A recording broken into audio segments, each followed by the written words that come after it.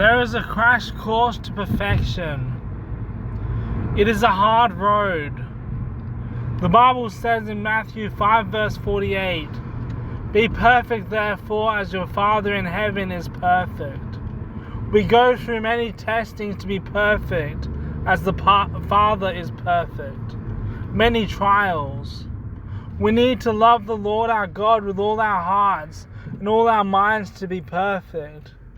And when we do this, obeying His commands follow. It says in John 14 verse 15, "If you love me, you will keep my commandments." It is then loving God that makes us perfect, complete. James 1 verse 17 says, "Let patience have its perfect work, that ye may be perfect and entire, wanting nothing."